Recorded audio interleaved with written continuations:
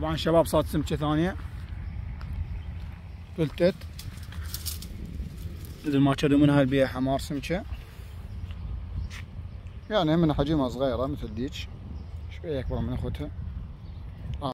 السلام عليكم ورحمة الله وبركاته. من أول لكم فيديو جديد مثل ما تشاهدون، بس فيديو الصيد مش سباحة. طبعا اليوم شباب جاي الصيد مثل ما تشاهدون بنهر دجلة.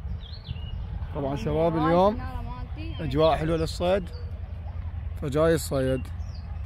إن شاء الله نصيد.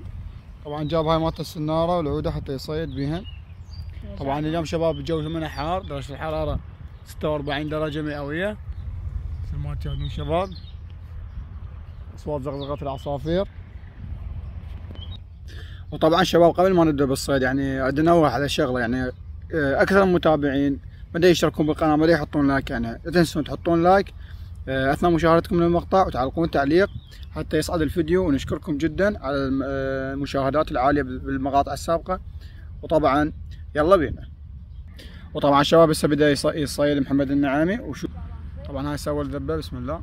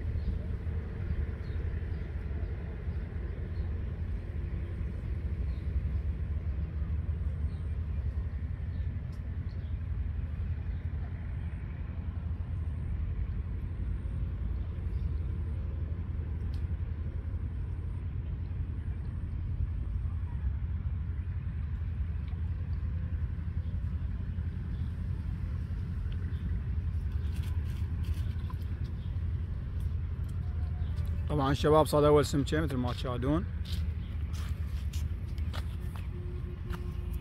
اول سمكة صغيرة. طبعا راح يضيفن للسمك اللي صاده.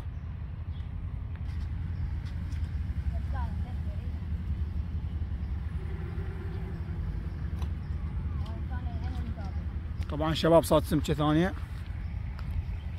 فلتت مثل ما تشوفون منها البيئة حمار سمكة، يعني من حجمها صغيرة مثل ديش شوية أكبر من أخوتها. أعطها ويا السمك.